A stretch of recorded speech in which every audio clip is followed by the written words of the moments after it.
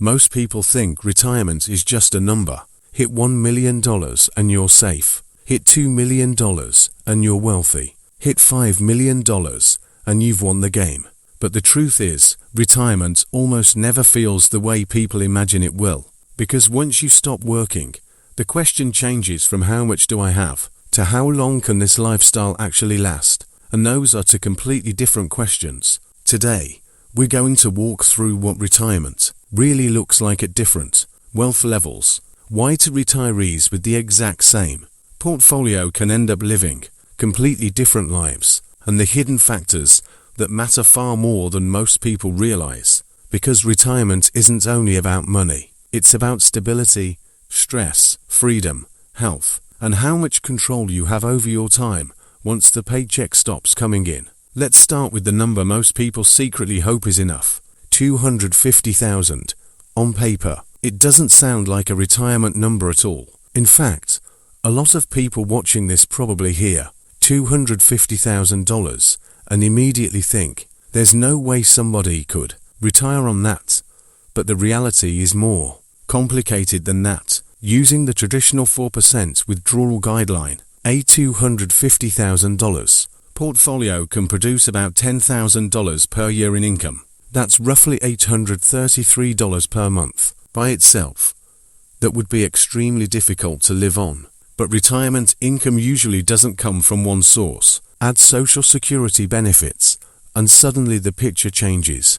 A married couple collecting average benefits could receive somewhere around $45,000 to $50,000 per year combined. Add the portfolio income on top of that, and now you're looking at roughly $60,000 annually, or around $5,000 per month. And in many parts of the country, especially with a paid-off house, that's enough to live a surprisingly decent retirement. That doesn't mean it's luxurious. It means it's workable. You're probably not buying a vacation home or flying first class across Europe twice a year, but you can pay your bills, keep the lights on, go out to dinner occasionally, visit family, and enjoy life without constantly feeling like you're drowning. The biggest surprise for many retirees is realizing that retirement expenses are often lower than expected once the mortgage disappears and commuting costs vanish. No more saving for retirement, no more payroll taxes, no more driving to work every morning. A lot of the financial pressure from working life simply disappears. Now let's move up to $750,000, because this is where retirement starts to feel noticeably different. At a 4% withdrawal rate, $750,000 produces around $30,000 per year, or about $2,500 per month. Add Social Security to that, and now many couples are bringing in somewhere around $80,000 annually. That's roughly $6,600 per month. This is where retirement stops feeling fragile and starts feeling stable. The difference isn't yachts or private jets. The difference is breathing room. At this level, a surprise expense doesn't completely wreck your month. You can replace the car without panicking. You can help a grandchild with college. You can book a vacation without staring at your checking account afterward wondering if you made a mistake. And what's interesting is that emotionally, this level of retirement often feels far better than people expect. Because financial stress doesn't disappear linearly. There's a huge emotional jump between barely covering your bills and comfortably covering your bills. Once your necessities are handled with margin left over, your entire relationship with money changes. You stop waking up anxious every morning. You stop checking your portfolio every hour when the market drops. You stop treating every expense like an emergency. And that emotional freedom matters far more than most people realize. Then we get to the famous $1 million mark. This is the number that dominates almost every retirement conversation online. It's become this symbolic finish line that people obsess over for decades. And yes, $1 million is absolutely a strong retirement portfolio. Using the same 4% guideline, it produces around $40,000 annually before Social Security, combined with benefits. Many couples could be looking at close to $90,000 per year in retirement income. That's around $7,500 every month. At this level, retirement becomes very comfortable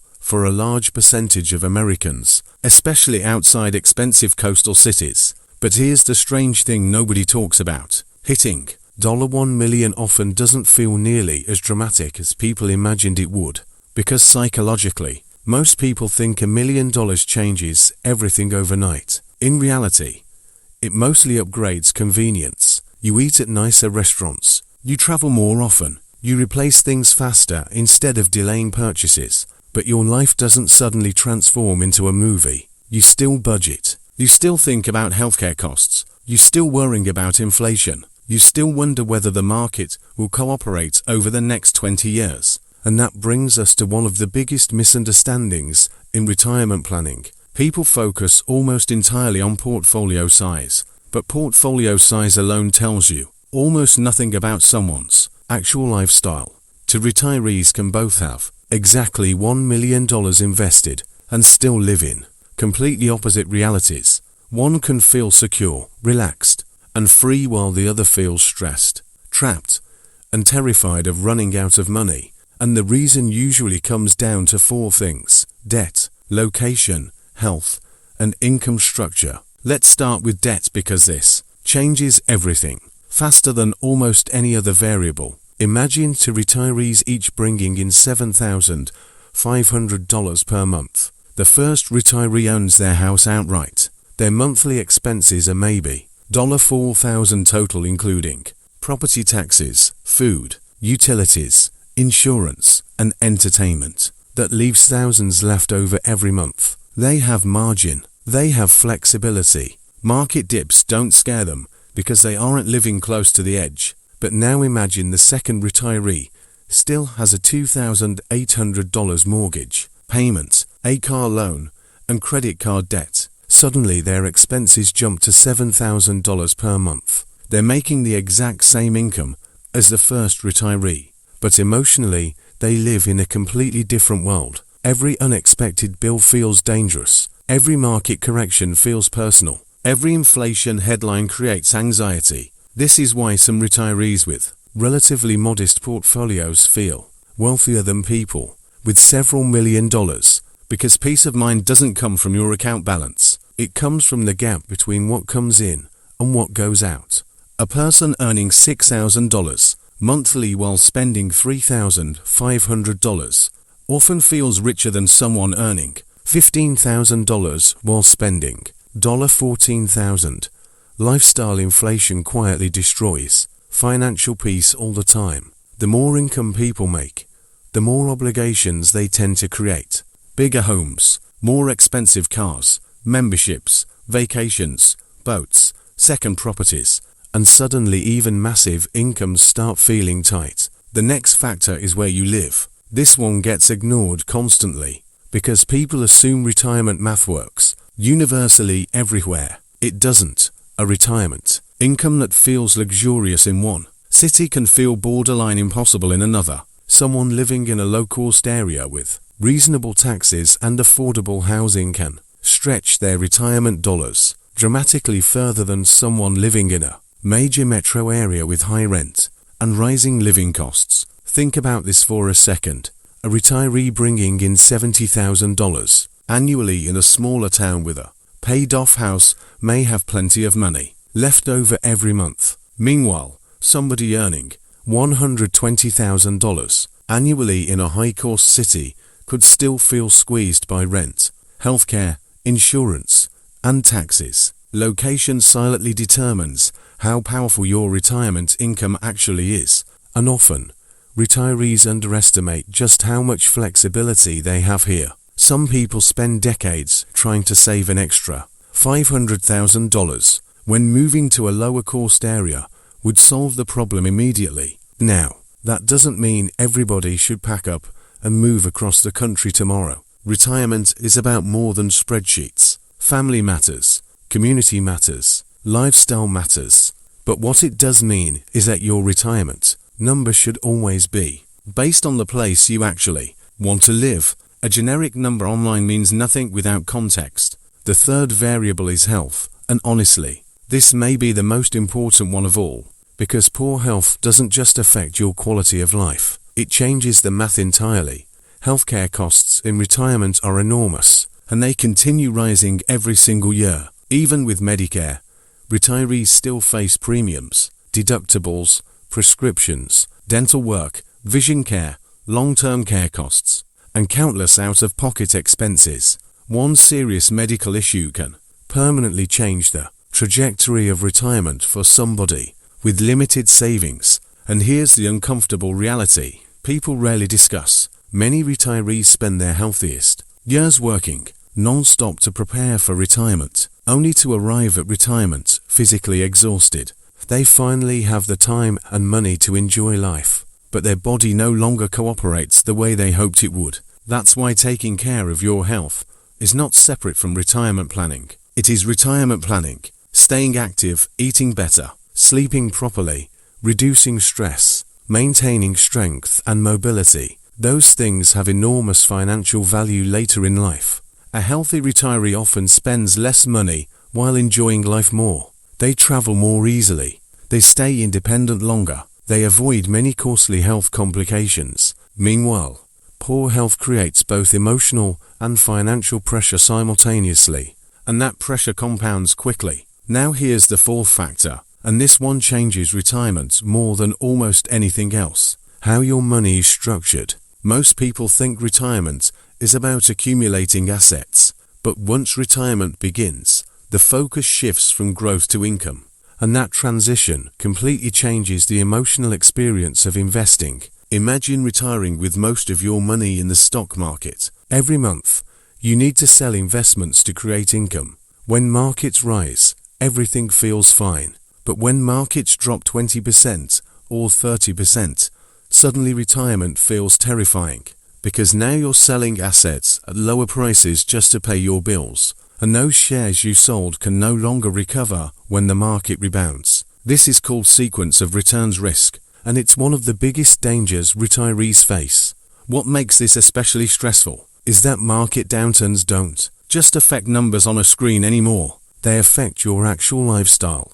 A bad year in the market suddenly determines whether you delay vacations, reduce spending, or worrying about outliving your money. Retirement stops feeling peaceful and starts feeling like a constant financial calculation. Now compare that to somebody whose retirement income comes largely from predictable cash-flowing assets. Maybe they own bonds producing stable payments. Maybe they have annuities creating guaranteed lifetime income. Maybe they own rental properties or other income-generating investments. The structure is different. Their monthly income continues arriving regardless of whether the market had a bad Tuesday.